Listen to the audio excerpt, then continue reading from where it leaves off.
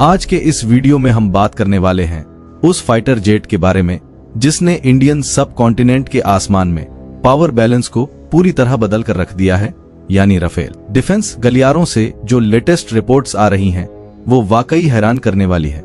आने वाले समय में भारतीय वायुसेना और भारतीय नौसेना के बेड़े में मिलाकर कुल 207 राफेल फाइटर जेट्स होने वाले हैं। अगर आप इन नंबर्स को एक स्ट्रेटेजिक कॉन्टेक्स्ट में डालकर देखेंगे तो आपको समझ आएगा कि राफेल अब केवल एक विदेशी हथियार नहीं, बल्कि भारतीय सुरक्षा तंत्र का सबसे मजबूत मेनस्टे बनने जा रहा है। ये एक ऐसा डिसाइसिव शिफ्ट है जो ये साबित करता है कि आने वाले 20 से 30 सालों तक भारत के आसमान और समंदर की हिफाजत की जिम्मेदारी इसी फ्रेंच मॉन्स्टर के कंधों पर होगी। आइए आज इस पूरे गेम प्लान को विस्तार से समझते हैं और जानते हैं कि आखिर राफेल का ये मैजिकल नंबर भारत के लिए क्या मायने रखता है। सबसे पहले उन नंबर्स को समझ लेते हैं जो इस मिशन की बुनियाद है। इस समय भारतीय वायुसेना के पास 36 राफेल फाइटर जेट्स ऑलरेडी मौजूद हैं, जो इनिशियल डील के तहत फ्रांस से उड़कर इंडिया आए थे। इन 36 जेट्स ने ही चीन के साथ हुए लद्दाख स्टैंड ऑफ के दौरान भारत को वो टैक्टिकल एज दिया जिससे दुश्मन के पसीने छूट गए। इसके बाद बारी आती है हमारी नौसेना की। इंडियन नेवी के लिए 26 राफेल एम वर्जन की डील ऑलरेडी एडवांस स्टेज में है और माना जा रहा है कि साल 2029 से इनकी डिलीवरी शुरू हो जाएगी। लेकिन असली धमाका तब हुआ जब डिफेंस एक्विजिशन काउंसिल की तरफ से 114 राफेल जेट्स के लिए एक्सेप्टेंस ऑफ नेसेसिटी दे दिया गया। इस AON के बाद अब सिर्फ CCS के अप्रूवल का इंतजार है, जो अगले 6 महीनों में आ सकता है। इन 114 जेट्स के अलावा नौसेना अपनी जरूरत को बढ़ाकर 26 से 57 यूनिट्स तक ले जाने का विचार कर रही है, जिससे कुल संख्या 207 तक पहुंच जाएगी। राफेल एम को लेकर एक बहुत बड़ा टेक्निकल डिबेट चल रहा है, जिसे समझना बहुत जरूरी है। भारतीय नौसेना के दोनों एयरक्राफ्ट कैरियर INS विक्रमादित्य और INS विक्रांत इस तरीके से डिजाइन किए गए हैं कि उनके लिफ्ट्स पर जाने वाले फाइटर जेट्स के विंग्स मुड़ सकें। लेकिन राफेल के पास ये क्षमता नहीं है। राफेल के विंग्स फोल्ड नहीं होते, जो एक बड़ा लॉजिस्टिकल हेडेक पैदा कर सकता है। INS विक्रांत का लिफ्ट कुछ इस तरह बनाया गया है कि वहां राफेल के विंग्स के कुछ हिस्सों को खोलकर और एयरक्राफ्ट को थोड़ा टेढ़ा मेढ़ा एंगुलर पोजीशनिंग करके एडजस्ट किया जा सकता है। लेकिन INS विक्रमादित्य के मामले में कहानी अलग है। इसका लिफ्ट सेंटर में है और वहां बहुत ज्यादा रूम स्पेस नहीं है। अभी ये क्लियर नहीं है कि नौसेना इन्हें डेक के नीचे हैंगर में कैसे ले जाएगी, या फिर इन्हें हमेशा डेक के ऊपर ही खड़ा रखा जाएगा। ये एक ऐसा पजल है जिसे सुलझाने के लिए शायद कुछ विशेष सिमुलेशन और तकनीकी बदलाव की जरूरत पड़ेगी। नौसेना आखिर राफेल के पीछे इतनी बेताब क्यों है? इसकी सबसे बड़ी वजह है MiG-29 KU PG के साथ आने वाली परेशानियां। ये अब एक ओपन सीक्रेट बन चुका है कि भारतीय नौसेना अपने रूसी MiG-29 बेड़े के रेडार्स और इंजन की विश्वसनीयता से कितनी ज्यादा परेशान है। MiG-29 का सर्विसिबिलिटी रेट हमेशा एक सवालिया निशान रहा है। यही वजह है कि अगले 4 सालों में नौसेना इन रूसी जेट्स को रिप्लेस करना शुरू कर देगी। जब 2029 में राफेल एम मिलना शुरू होंगे, तब हमारे एयरक्राफ्ट कैरियर्स को एक ऐसा रिलायबल प्लेटफॉर्म मिलेगा जो युद्ध के समय धोखा नहीं देगा। अगर दोनों कैरियर्स पर 57 राफेल जेट्स तैनात होते हैं, तो कम से कम अगले 20 सालों तक नौसेना को किसी नए फाइटर जेट की जरूरत नहीं पड़ेगी, बशर्ते भारत अपना तीसरा और बड़ा स्वदेशी एयरक्राफ्ट कैरियर न बना ले। यहाँ एक और बड़ा सवाल खड़ा होता है।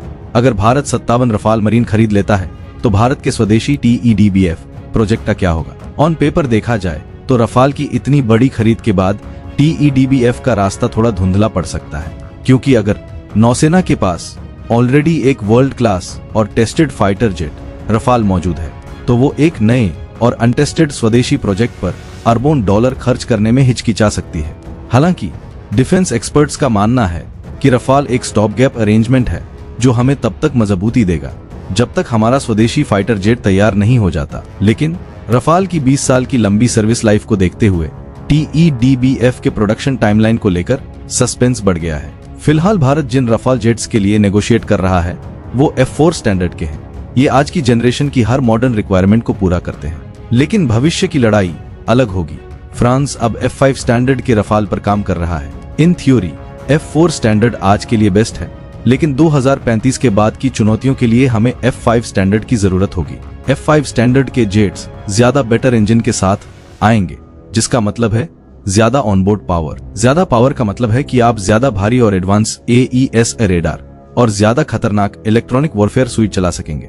भारत का प्लान ये है कि जब F5 स्टैंडर्ड के रफाल मार्केट में आएंगे तो हम अपनी पुरानी फ्लीट F4 को भी उसी लेवल पर अपग्रेड कर लेंगे। अगर हम रफाल की कमियों की बात करें तो इसके AESA रेडार को इसकी क्लास में सबसे वीकेस्ट माना जाता है, खासकर अगर इसकी तुलना अमेरिका के F-18 सुपर हॉर्न्ड या स्वीडन के ग्रिपेन ई से की जाए। रफाल का मौजूदा रेडार गैलियम आर्सेनाइड टेक्नोलॉजी पर बेस्ड है, जबकि दुनिया अब गैलियम नाइट्राइड की तरफ मूव कर रही है।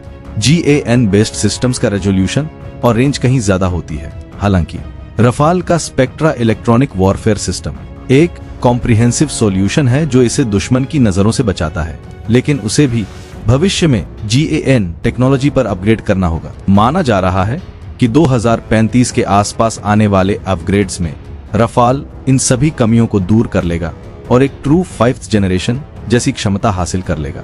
इन 114 रफाल जेट्स की सबसे बड़ी खासियत ये होगी कि मेक इन इंडिया के तहत बनाए जाएंगे।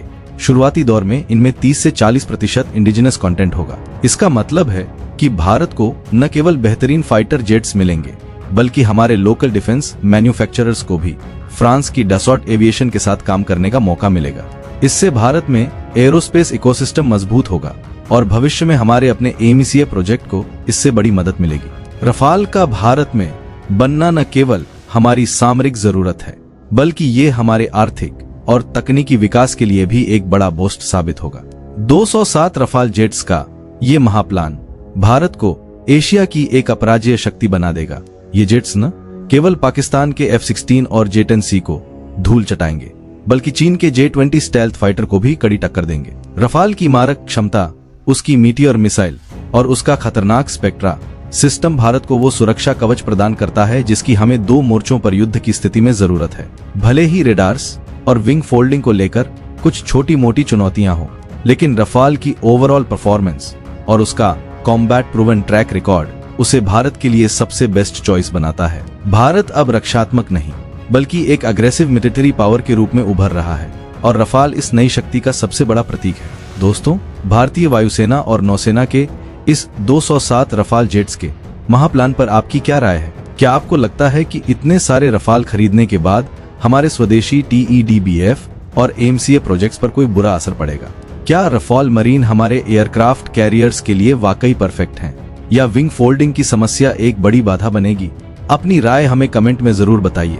वीडियो पसंद आए तो इसे लाइक करें, अपने दोस्तों के साथ शेयर करें और हमारे चैनल को सब्सक्राइब करना ना भूलें। मिलते हैं अगले वीडियो में।